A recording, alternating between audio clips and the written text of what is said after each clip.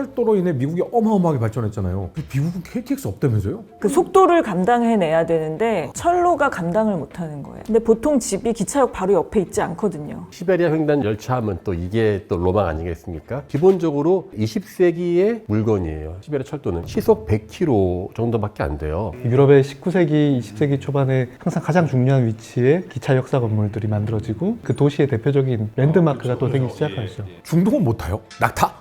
낙타 타지요. 역사를 보다 가깝게, 역사를 보다 재미있게 전해드리고 싶습니다. 역사를 보다 진행을 맡은 허준이고요. 오늘도 이 많은 분들과 함께 시작해보도록 하겠습니다. 안녕하세요. 안녕하십니까? 경제사학과에서 박진민 교수님을 모시고 고고학을 강의하고 있는 강인욱입니다. 네, 안녕하세요. 경희대 사학과에서 미국사를 공부하고 서양사를 가르치고 있는 박진빈입니다. 안녕하세요. 성암대 유럽연구소에서 이슬람사를 가르치지만 무슬림은 아닌 박현우입니다. 안녕하세요. 저는 한양대학교에서 근현대 건축 이론을 가르치는 남성택입니다. 반갑습니다. 안녕하세요. 한국이집트학연구소의 광민수입니다. 이집트학과 이집트 고고학을 연구하고 있습니다. 우리 건축학의 전문가이신 우리 남 교수님을 모시고 지난 시간에도 얘기를 했었는데 갑자기 궁금한 게 이집트 하면 피라미드잖아요. 건축가들이 보는 피라미드는 어때요? 경이로움 그 자체도. 그래요? 네. 일단 워낙 오래된 구조물이기도 하고 7대 불가사의 뭐 이런 얘기들이 막 있을 때 압도적으로 오래된 건물이잖아요. 네. 저희가 건축 역사책을 펼치면 가장 먼저 시작하는 게 사실은 이집트 건축인 경우가 많습니다. 만약에 선사시대 건축을 빼면은 네네. 이집트 건축부터 시작하는 경우가 많은데 그 가운데 피라미드는 어떻게 저런 거대한 구조물들을 어떤 측량 기술로 땅을 잘 제대로 다져가면서 만들었을까. 놀라운 그 자체입니다. 네. 근데 사실은요, 보통 사람의 기준으로 생각하면요, 큰 돌덩이들을 쌓아놓은 게 왜 신기하지? 라는 생각도 사실은 있는 분들이 있어요. 근데 건축학적으로 뭐가 어렵기 때문에 경이로운 게 가장 큰 거예요? 일단 말씀하셨던 것처럼 큰 돌을 가지고 지었다는 게 보통 어려운 일이 아니거든요. 아까 선사시대 건축 살짝 얘기를 했었는데 선사시대 건축 같은 경우에 대표적으로 이제 남아있는 것들은 거석 건축들이지 않습니까? 뭐 선돌이나 고인돌 같은 그런 거대한 건축들인데 그런 것들은 사실은 우리가 장식하거나 다듬는 그런 것들이 중요한 게 아니라 그 거대한 돌을 어떻게 옮기고 세우는가 그게 핵심이죠. 그 옛날에 어떻게 그게 가능했을까라는 그런 질문이 당연히 생기는데 그것들을 이제 어떻게 옮겼을까에 대한 다양한 가설들이 있겠죠. 근데 그게 이집트 건축의 피라미드의 규모로 실현됐다는 거는 정말 어마어마한 일인 것 같습니다. 그 시대에 그렇게 거대한 걸 일단 옮겼다는 자체가 경이로운 거군요. 고대 이집트에는 피라미드가 굉장히 많이 있는데 언제나 논란의 대상이 되는 거는 그 쿠프의 대피라미드거든요. 규모가 사실 굉장히 커요. 네. 생각하시는 것보다 더 클 수도 있습니다. 높이가 원래 지어졌을 당시에는 147m 정도 되었을 것으로 이제 여겨지고 뭐 사용된 돌 그 블록의 숫자만 한 230만 개 정도. 와. 230만 개의 그 몇 톤씩 하는 돌을 이제 다 옮겨야 되는 거죠. 아니 수톤짜리 돌이 230만 개가 있다고요? 그렇죠. 아니 그때 당시에 이집트는 인구가 몇 억 명 됐어요?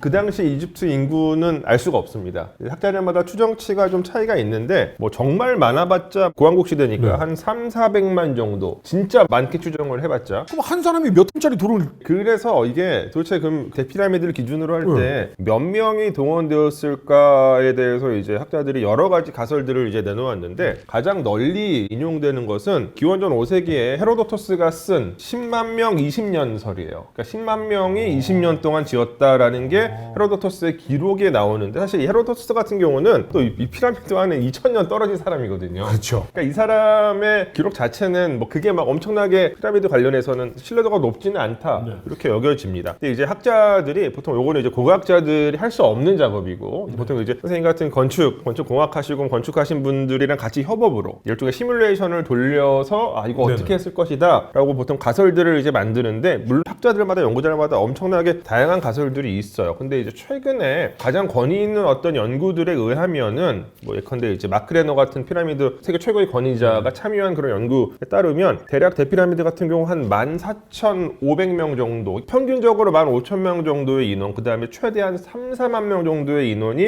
한 10년 정도 작업을 하면 하면은 쌓을 수 있다라는 결론이 내려져요. 그래서 이것도 다 시간으로 계산을 하고 또 이제 인력으로 이제 몇 명이 붙어가지고 몇 톤짜리 도를 어떻게 옮기면 된다 이런 것까지 다 들어가 있는 연구다 보니까 상당히 뭐 신뢰도가 높다고 생각을 합니다. 이 정도 구왕국 시대 때 이집트에서 10,000명에서 뭐 한 50,000명 사이의 인력을 동원하는 거는 이 당시 피라미드 건설은 국가 사업이었기 때문에 정말 국가의 역량이 총 동원된 사업이었기 때문에 충분히 가능한 일이었을 것 같아요. 아니 근데 그 큰 돌을 그러니까요. 움직이는 것까지는 그런데지만 그걸 또 쌓아야 되잖아요. 그렇죠. 예. 중력을 거슬러야 돼요. 예. 그참 저도 가서 보는데 이거 말이 안 돼. 저는 사실은 그냥 뭐 큰 돌을 이렇게 뭐 올려놨는데 왜 그렇게 경이로울까 했는데 듣다 보니까 더욱더 믿음이 안 가는데 아니 한 사람이 몇 톤짜리 돌을 100개 정도씩 옮겼다라는 뜻이잖아요. 그걸 10년 만에 한다고요? 근데 돌 규모가 어마어마해요. 그때는 뭐 염력 같은 거 쓴 거예요. 이집트 고고학자들이 그냥 대충 하는 건 아니고 이것도 다 해봐요. 실험 고고학적 해봐요? 차원에서 사람의 인력을 동원해서 이때의 기술로 물론 규모가 훨씬 더 작은 피라미드이긴 하지만 실제로 비슷한 크기의 돌을 사람들을 동원해가지고 옮겨보고 다 고대 이집트에서 사용할 수 있었던 기술들을 사용해가지고 해보니까 되기는 되더라. 되기는 되더라. 10년간은 안 해봤잖아요. 그건 그렇죠. 그러니까 피라미드 건축에 있어가지고 정말 저는 더 경이롭다고 생각하는 부분은 그 기술 자체라기보다는 말씀하신 것처럼 그 기술적인 면을 장기간 동안 유지할 수 있는 일종의 행정력, 조직력 이런 부분이 더 저는 의미가 있다고 생각을 합니다. 그때 당시에 평균 나이를 생각하면은 피라미드 한 개를 만들면 평생 직장을 다니는 것 같은 느낌이에요. 하여튼 뭐 제가 우리 부모님께 다시 한번 고대 이집트에 태어나지 않게 해주신 거에 대해서 한번 감사를 드릴 수밖에 그러니까 없네요. 이렇게 고생시키면서 피라미드 만들 때 채찍 안 때렸어요. 맥주도 줬어요. 멸치도 줬어요. 그런데 몇 톤짜리를 100개를 들어야 되는데 고생 많이 했겠네요. 진짜. 고대 이집트 사람들은 죽음의 진심이었던 것 같아요. 근데 이게 우리가 생각해 볼 수 있는 부분이 그러니까 중세 유럽에서 고딕 성당 만드는 작업이 비쌌다고 생각을 해요. 그러니까 거기에 작업에 참여하시는 그 노동자들도 그냥 억지로 한다기보다 뭔가 어떤 신앙, 자기의 어떤 그 자아실현이 아마 이렇게 투영됐기 때문에 그 정도로 이제 오랫동안 작업을 할 수 있지 않았을까 이런 생각을 합니다. 사실 어떤 탈북민이 얘기를 하시는데 예전에 남북관계가 그래도 좀 괜찮았을 시절이 있었잖아요. 그때 열차를 이렇게 이었다고 하더라고요. 이 철도 건설하고 이것도 건축에 속하는 건가요? 이 철도 건설은 굳이 분야로 나누자면 토목이겠죠.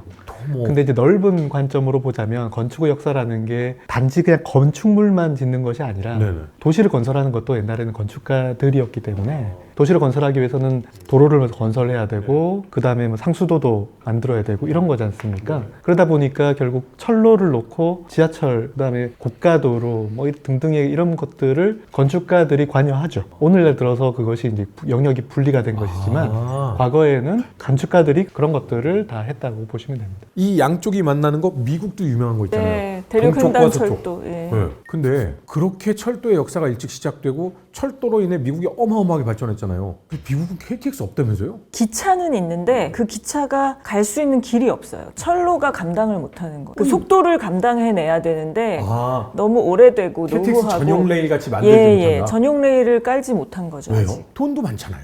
근데 이제 미국에서 철도는 주로 화물 운송용으로 쓰이거든요. 화물선이 네, 엄청났으니까 백량 막 그거는 뭐 진짜 끝이 없이 길 가면서 끝이 없이 계속 오잖아요. 근데 대부분은 화물용으로 쓰이고 여객용은 이제 거의 뭐 승객 여행 거리 면에서 따졌을 때 1%가 안 돼요. 미국 사람들은 열차를 거의 안 타네요. 비싸요. 비싸기도 하고 어쨌든 기차는 기차역에서 기차역밖에 갈 수 없잖아요. 근데 보통 집이 기차역 바로 옆에 있지 않거든요. 그럼 거기서 또 뭔가 교통수단을 이용해서 연결이 돼야 되는데 그걸 굉장히 불편하게 생각을 하고요. 그러니까 차라리 자동차를 이용하는 게 도어 투 도어 할 수 있으니까 더 편리하다고 생각하는 것 같아요. 그러니까 우리나라는 사실은 이러한 대중교통의 인프라가 엄청 발전돼 있기 때문에 집에서 나와서 버스 타고 가서 지하철로 갈아타고 가고 이게 있는데 미국은 그런 개념이 없군요. 미국은 너무 넓어서 그게 되는 곳이 거의 없다고 보셔야 돼요. 그게 가능한 곳은 정말 거의 뉴욕 정도일까요? 근데 뉴욕은 또 시간 안 지키기로 유명해서 철도가 다들 불편해하고 뉴욕보다 다 그래요. 예, 그렇죠. 필라델피아 몇 개 안 되는데 맨날 연착하고 눈 조금만 내리면 기차가 연착이 된다라는 표현을 그러니까 통근 기차. 지금 시간 맞춰서 다니는 나라가 거의 우리나라밖에 없지 않나요? 일본. 일본은 됩니까? 스위스도 굉장히 잘 맞추죠. 독일도 안 되길래 정말 독일 안 너무 됩니다. 충격받고 독일도 기차 시간 못 지키는군요. 영국도 못 맞춥니다. 영국은 뭐 유명하고 영국은 아예 기대하지 않습니다. 그럼 비슷한 땅덩어리에 러시아는 또 철도 많이 이용해? 시베리아 횡단 열차하면 또 이게 또 로망 아니겠습니까? 외국인의 로망, 우리에게는 괴로움이죠. 왜냐면은 참 우리는 오해를 많이 하는 게 약간 이게 철도가 딱 두 개가 있어요. 원래 있었던 전통적 시베리아 열차는요, 러시아로 보면은 시베리아 남쪽으로 해서 지나갈 거 국경 붙어가지고 그러니까 너무 이게 국토 활용이 떨어진단 말이죠. 북쪽은 다 허허벌판이고, 그러니까 그 위에다가 소련 시절 때 건설에 일명 밤인데 밤 그게 북쪽으로 건설하는데 북쪽에 이게 진짜 건설하기 힘들고 뚫을 곳도 많고 이래가지고 간신히 단선으로 이걸 뚫긴 했는데 기본적으로 20세기의 물건이에요. 시베리아 철도는. 왜냐면 이게 고속철 아니에요. 중국은 까오티에 고속철이기 때문에 되게 빨리 가지 않습니까? 근데 시속 100km 정도밖에 안 돼요. 그래서 이게 비행기로 1시간 갈 거리가 거의 하루가 걸려요. 계산해 보면은. 근데 우리 같으면은 저기 3일 동안 기차 탈래요. 그냥 3시간 타고 비행기 타겠습니까? 당연히 러시아 사람들은 그거를 그렇게 이용 안 해요. 절대 먼 거리 안 가고 그냥 바로 옆 도시 있죠. 기차로 한 뭐 7시간, 8시간. 그게 바로 옆에 도시거든요. 러시아 사람들은 보통 뭘 타요? 비행기죠, 비행기. 아, 비행기. 그러니까 미국도 비행기를 많이 미국도 타고. 그래요. 중동은 못 타요? 낙타? 아, 낙타지요.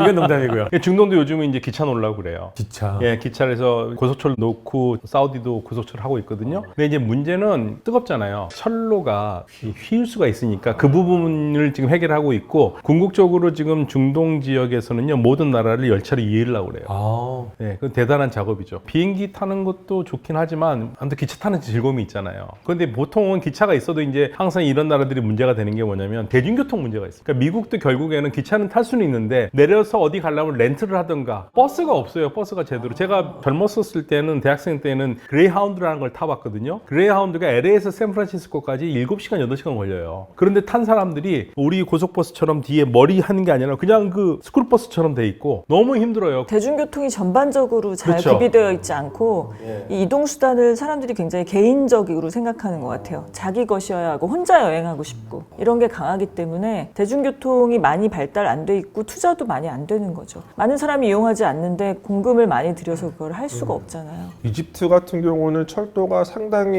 이른 시기에 다 완성이 됐었어요. 1830년대부터 짓기 시작해가지고 1870년대가 되면 이집트 전역을 다 연결하는 철도망이 완성이 되었었고, 뭐 그 당시에는 세계에서 가장 퀄리티가 좋은 침대차가 다녔었거든요. 20세기 초반부터 이제 보통 유럽의 부유층들이 이집트 여행 왔을 때 그걸 탔었는데 그게 이제 업데이트가 잘 안 됐죠. 그래서 최근까지도 그 20세기 초중반에 타던 열차들이 계속 다녔었고 지금도 역시 다니고 있는데 꽤 유용하기는 해요. 물론 시간이 오래 걸리고 제가 항상 말씀드리는 게 뭐 이를테면은 카이로에서 룩소르까지 이론적으로 12시간이 걸린다라고 보통 말씀을 드려요. 그 얘기는 뭐냐? 12시간이 걸리는 게 원래 원칙이지만 네네. 12시간에 도착하는 경우는 없다. 이런 이야기거든요. 두마이 베스트가 12시간이다. 그래서 이제 이집트도 상당히 큰 나라이기 때문에 뭐 이동하실 때 철도를 이용하시는 것도 좋지만 요즘에는 이제 비행기도 확실히 많이 타고 다니시고요. 근데 이제 최근에 이집트 정부가 2020년대 초반부터 이제 여러 가지 프로젝트를 진행을 해가지고 지금 고속철 사업이 지금 시작됐어요. 그래서 독일 지멘스가 이제 주 어떤 그 파트너로 참여해가지고 아마 2030년대까지는 이집트 전역을 다 고속철로 연결하는 그런 사업이 지금 이미 진행되고 있습니다. 제가 지난달에 호화 여행을 하고 왔습니다. 이집트에서 아부심벨에서 아스완까지 비행기로 45분 걸리는데 저희 일행 5명만 타고 왔어요. 비행기를요? 네, 아무도 없이 저희 5명만 이게 탔습니다. 보통 경비행기 타신 거 아니에요? 아니요. 이집트 근데 항공인데 그게- 사람이 없어요. 그게 보통 아스완에서 아부심벨 갈 때는 비행기를 잘 안 타요. 왜냐면은 비행기 타는 게 공항에서 그 비행 시간은 40분이지만 뭐 가서 이렇게 보안 체크하고 또 아부심벨 공항에서 내려서 또 아부심벨 유적지까지 또 버스 타고 가야 되고 뭐 이런 시간 때문에 거의 비슷해요. 그래서 보통은 버스로 이제 많이 가시죠. 기차의 확실한 장점은 바로 그건 것 같습니다. 바로 도시의 가장 중심부로 도달할 수 있다는 거죠. 예. 그러다 보니까 그 기차 역사 건물이 굉장히 중요해지죠. 유럽의 19세기, 20세기 초반에 기차역이 놓이기 시작할 때 항상 가장 중요한 위치에 기차 역사 건물들이 만들어지고 그 역사 건물들이 그 도시의 대표적인 랜드마크가 또 되기 시작하죠. 근데 사실 저는 무지해서 그렇겠지만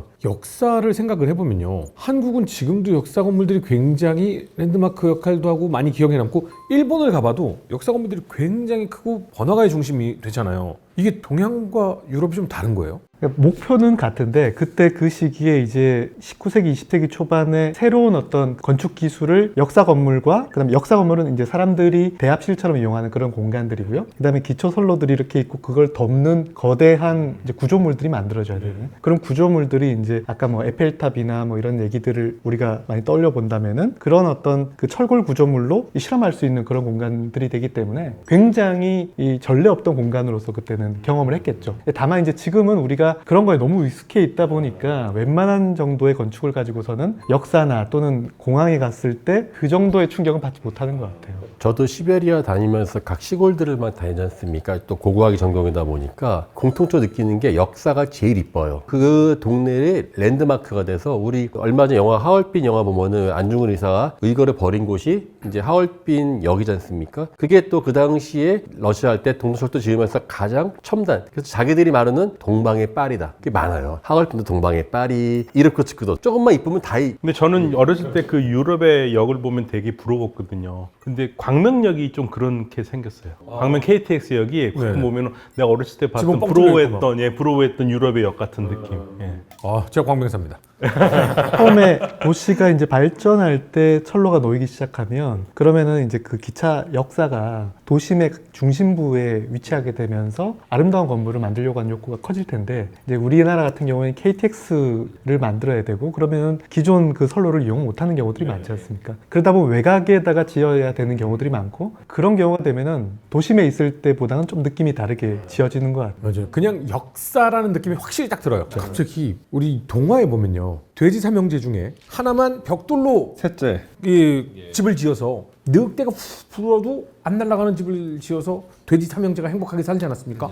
정말 안타깝게 매년 소식을 들어보면 미국은 허리케인이 발생하잖아요. 바람에 불고 막 해서 건물들이 무너지고 막 이러잖아요. 근데 왜 자꾸 나무로 지어요? 근데 그 목조주택 지으시는 분들 얘기 들어보면 정말 강한 토네이도나 허리케인이 아니면 꽤 저항력이 큰 편에 속한다고 목조 건물이 지진이나 웬만한 바람에는 안전한 편에 속한다고들 말씀하시고요. 미국 사람들이 목조주택 뭐 거의 90% 이상일 거예요. 아마 미국에서 개인 주택의 경우는. 근데 그런 이유는 뭐 목재가 너무나 풍부하고 저렴하기 때문이라고. 자원이 많아서. 네네. 뭐 식민지 시대부터 목조 건물을 지어야 했고 빨리 지어야 하니까 당장 쓸 수 있는 뭐 벽돌 공장 세울 시간이 없잖아요. 그러니까 목조 건물을 짓기 시작을 했고 그때 만들어진 어떤 유통망이나 목조 건물에 적합한 자재류의 회사들이 다 마련이 되어 있고 그것이 아직도 작동이 되기 때문에 뭐 편리성, 뭐 경제성 모든 면에서 목조 건물을 선호할 수밖에 없는 것 같아요.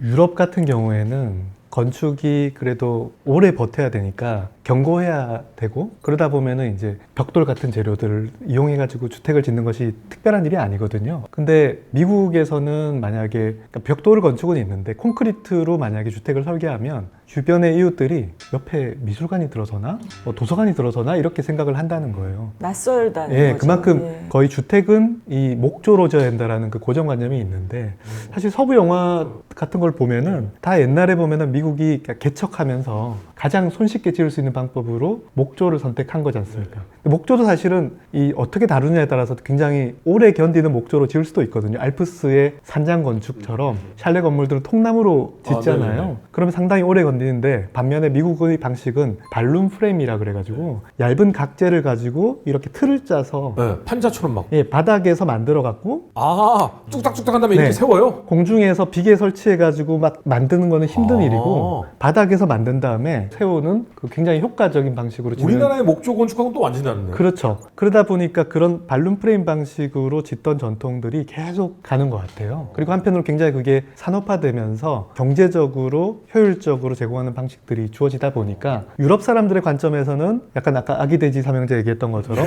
바람 불면 날아갈 것 같은 건축인데 반면에 그쪽에서는 자연스럽게 어떻게 보면 주어진 상황 속에서 가장 효과적으로 짓는 방식인 것 같고요. 그 혹시 디즈니 만화 중에 업이라고 네. 그게 목조 건축이지 않습니까? 날아가는 만약에 벽돌 건축에다가 손 달았으면 벽돌이 다 뜯어져 나갔을 텐데 목조 건축이니까 이게 매달려서 갈 수 있다는 거죠. 그러니까 목조는 얇고 가늘어도 굉장히 인장력이 강하기 때문에 얼마든지 이렇게 바닥에서 세울 수 있는 것처럼 매달려 갈 수 있는 그런 건축이기도 한 것이죠. 심지어는 옮겨서 어디다가 지을 수도 있고요. 네, 그게 굉장히 용이하고요. 통째로 옮겨서 그냥 위치만 거기는 바꾸는. 진짜 유목민들이네.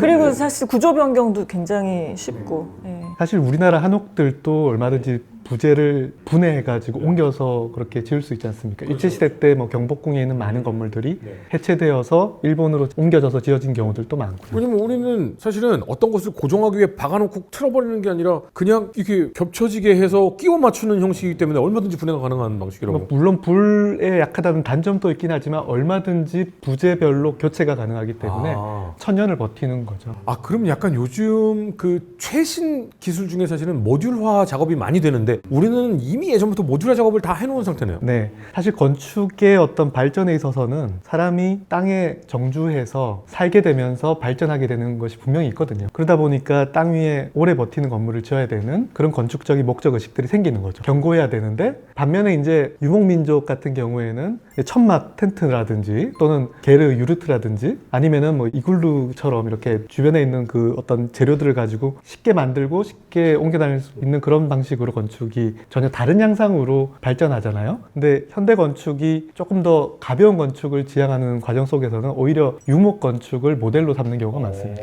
한국은 무덤을 쌓을 때 벽돌 무덤이 없어요. 왜 없냐? 근데 중국은 벽돌 무덤이 아주 많아요. 그래서 사방에 집도 다 벽돌로 짓는데 한국은 벽돌로 짓는 게 최근의 일이거든요. 초가집은 그냥 뼈를 발랐지 않습니까? 우리는 주변 돌이 많기 때문에 굳이 흙으로 벽돌을 만들 필요성이 없는 거였거든요. 그런데 서기 2, 3세기 때부터 우리나라 평양 근처부터 시작해서 중국에서 온 이주민들이 벽돌로 무덤을 지어요. 그 다음에 이제 백제 있죠. 백제 문효왕릉도 무덤이 벽돌 무덤이거든요. 사실 우리나라는 사방이 다 돌인데도 굳이 양자강에서 온 장인들이 아마 동원됐겠죠. 그러니까 어떻게 본다면은 환경에 적응되는 것이 나중에는 반대로 인간들의 행동을 또 이렇게 제어하는 것이 아닌가라는 생각이 들었던 게, 저도 미국 보면은 처음에 서부개척 시대 때는 뭐 그럴 수 있겠죠. 근데 저도 살아보니까는 너무 놀란 게, 아니 이게 내가 알고 있는 그 미국 맞나? 되게 나름대로 좋은 데라고 갔는데 진짜 불면 날아갈 것 같은, 벽 치면 쿡쿡 치면 이거 넘어갈 것 같고. 그런 곳이 개인 예. 주택의 한 90% 되는데 저희는 사실 흰개미가 어떻게 생겼는지 아, 모르는 네네. 분들 굉장히 많을 거예요. 근데 사실은 허리케인보다 무서운 게 개미죠. 미국 사람들 흰개미에 엄청 트라우마 있죠.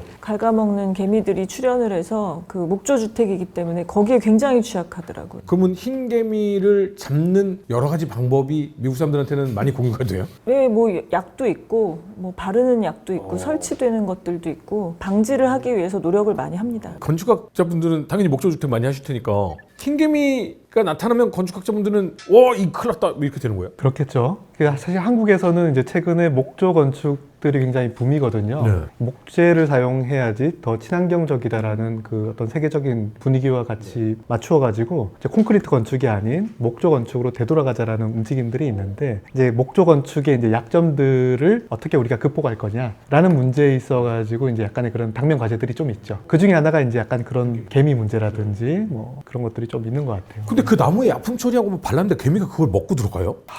사실은 어려운 문제군요. 목조 건축뿐만 아니라 이렇게 단독 주택 지으면 어떻게든 뭐 진해라든지 막 벌레들이 다 들어오더라고요. 한국도 흰개미 때문에 대부분의 사찰들이나 목조 건축들이 심각하게 피해를 받았어요. 그래서 우리나라가 지금 조선시대 임진왜란 이전에 건물들이 거의 없거든요. 우리도 흰개미가 많아요. 그것 때문에 이제 그 보존 수리하시는 분들이 그거 되게 신경 쓰시면서 하시더라고요. 그러니까 대부분의 어떤 주거지는 어쨌건 처음에 이제 사람들이 처했었던 환경에 맞춰가지고 그 재료나 구조가 선택이 되는 것 같고요. 그래서 일반적으로 이제 고대 이집트나 고대 이제 메소포타미아 근동 지역에서는 그러니까 벽돌을 쓰는데 이거는 근데 그냥 진흙 벽돌이에요. 네. 굽지 않아요.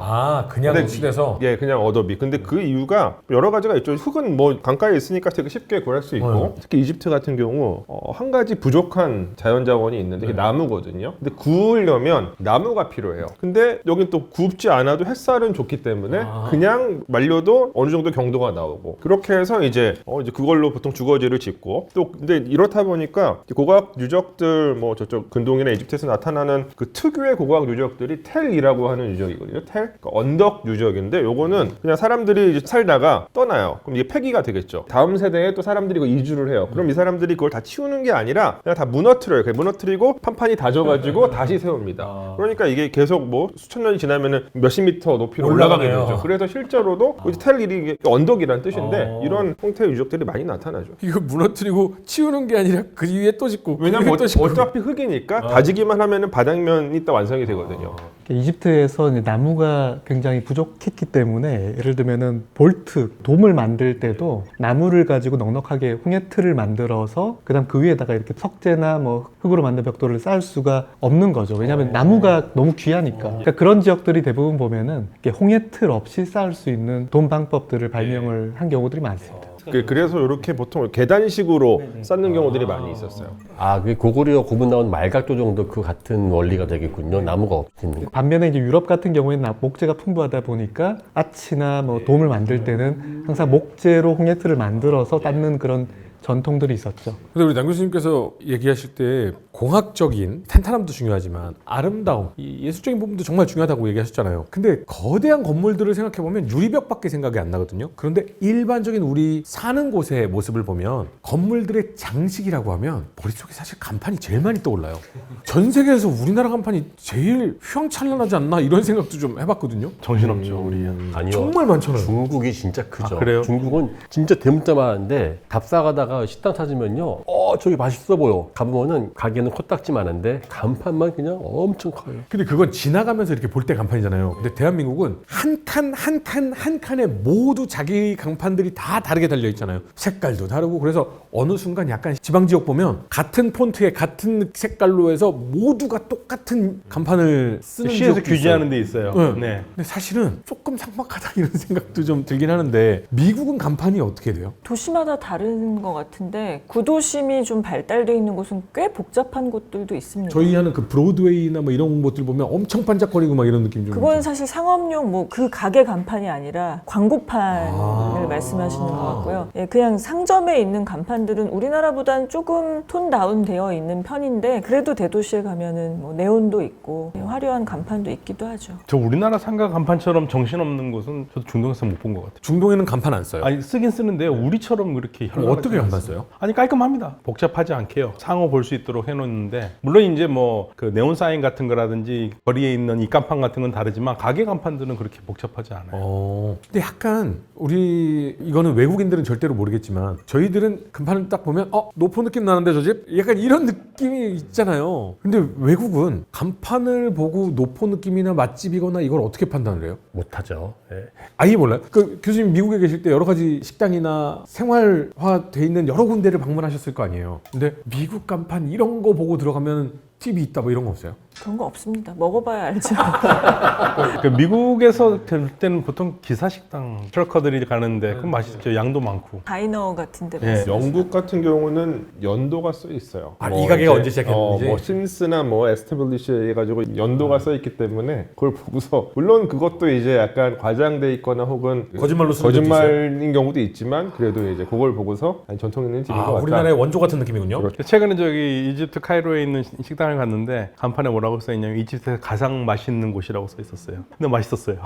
요새는 가장 맛있는 이러면은 좀 약간 리스크가 있으니까 두 번째로 맛있는 요즘에 세 번째로 맛있는 집. 러시아 같은 경우는 사회주의급만 해도 간판이 작았어요. 작고 화려하지가 않은 게 어차피 생필품이 귀하니까 굳이 광고하지 않아도 어디서 물건 판다는 것만으로도 사람 줄을 서 있는 거예요. 이름 없는 간판 없는 집들 간판 작게만 하면 되니까 이게 어디다만 식별만 하면 되는 것이지 굳이 어서 오세요 할 필요가 없는 게 좀 있으면 다 오면 다 물건 다 떨어지고 없는데. 오히려 예. 물건이 모자란 거지. 그렇죠. 그리고 또 중요한 거, 이 사회주의 마인드. 손님이 100명이 오나 10명이 오나 내 월급 똑같은데 많이 오면 나만 힘들잖아요. 불친절해.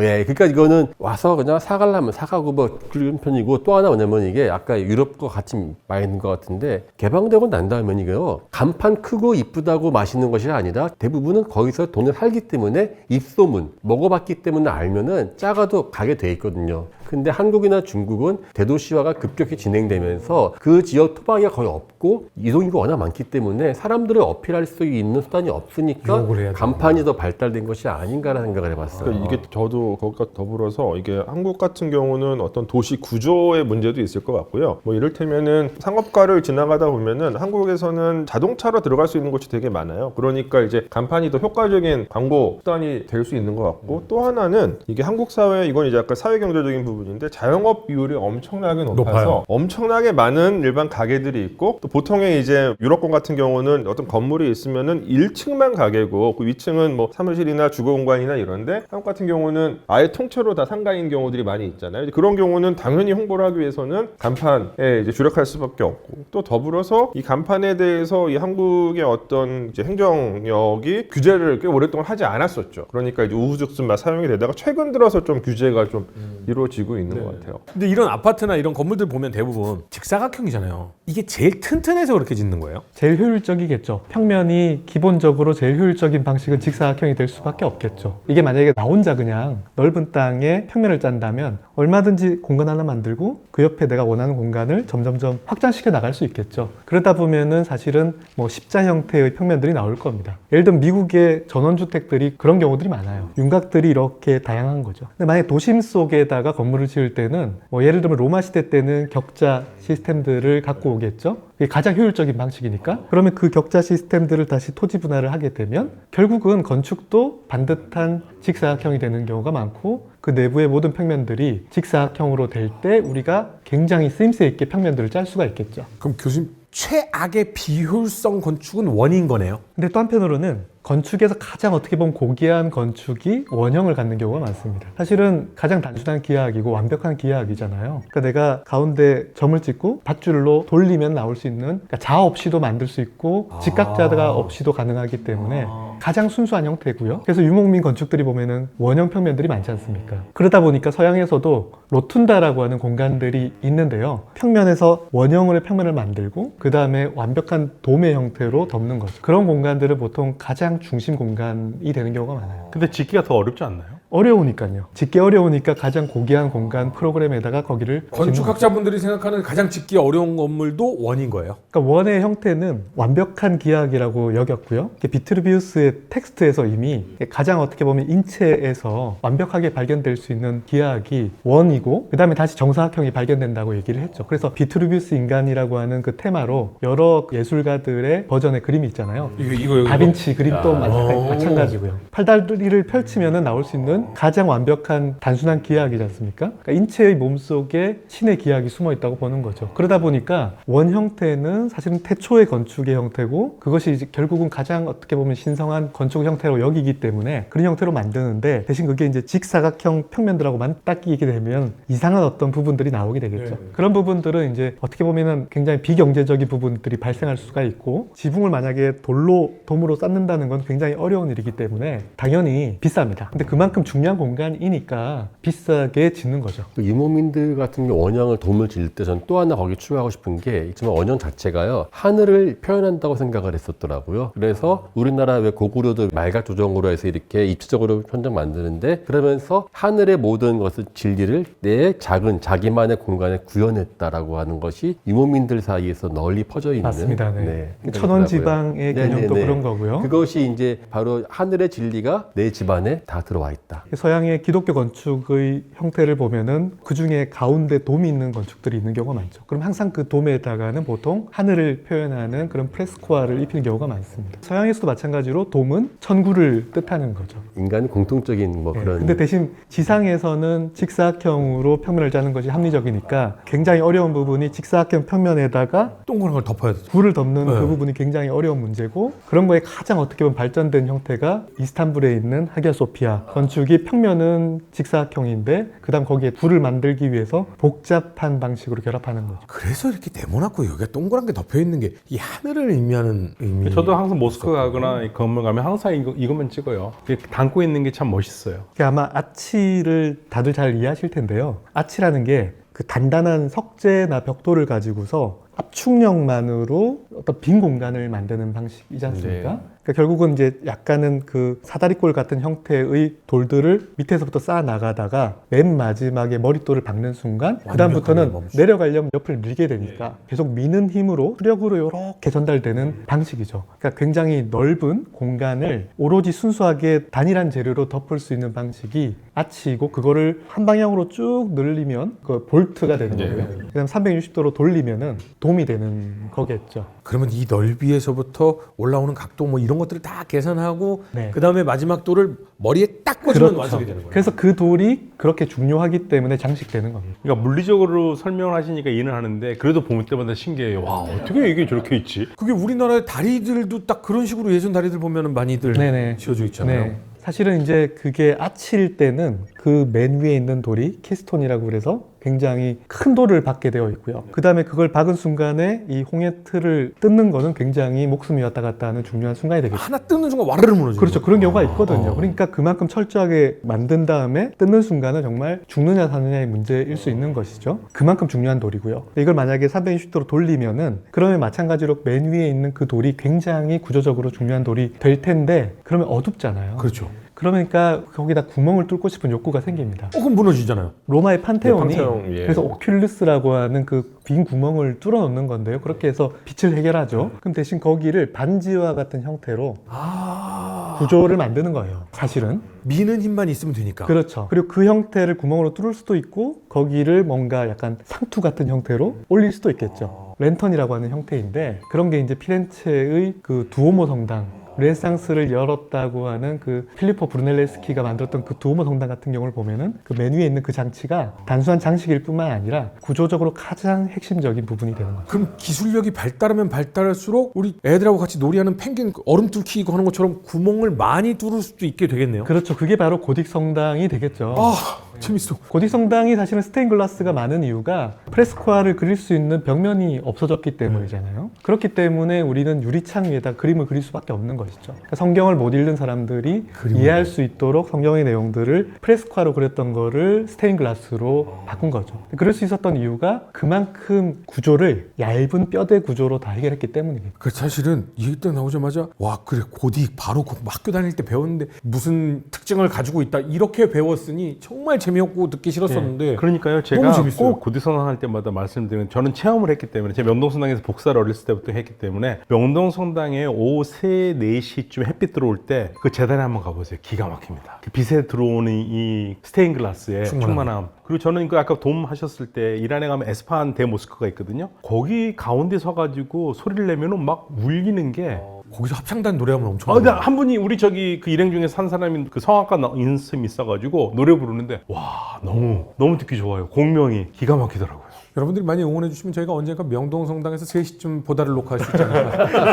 4시쯤. 네, 좋습니다. 아주 좋습니다. 알겠습니다. 사실 그 건축사에서는 예전에는 아치나 돔은 로마 건축의 발명이다라고 얘기를 했는데 사실은 그 거슬러 가보면 다 메소포타미아에 있었던 건축 또는 이집트 건축에서 돔 기술들이 먼저 나왔고 그러니까 아치 기술이 먼저 나왔죠. 이집트에서도 이 야치나 돔이 그렇게 많이 사용되지는 않지만 실제로 한 기원전 2000년대부터는 분명하게 확인이 돼요. 그리고 분명하게 이제 뭐 돔을 많이 사용한 공간이 이제 신전의 이제 본 구조물 말고 신전의 부속 시설들이 있는데 부속 시설 가운데서 약간 저장 시설 같은 데를 또 진흙벽돌로 이렇게 돔 형태로 만든 경우들이 많이 있습니다. 저는 이집트의 룩소르의 카르낙 신전을 갔다 온 다음부터는 입을 다물기로 했어요. 너무 어마어마해가지고 와 그 시대에 그렇게 지었나? 나중에 보니까 전부 다 뭐 그리스라든지 로마라든지 무슬림 문화권은 다 거기 아리우밖에 안 되더라고요. 카르낙 신전에서 신전의 그 규모라든지 막 이렇게 돔이라든지 이 카르낙 신전은 사실 근데 이게 한 1500년 동안 계속 지어진 신전이에요. 1500년이요? 1500년이 더 넘죠 사실은. 야, 계속해서 스페인 그 성당도 오래 짓는다고 하는데 이건 비교도 안 되네. 그러니까 이제 보통 카르낙 신전 같은 경우 이제 완성되지 않는 신전입니다. 계속해서 짓는 신전인데 이집트 문명이 끝나는 시점에서 더 이상 지어지지 않게 된.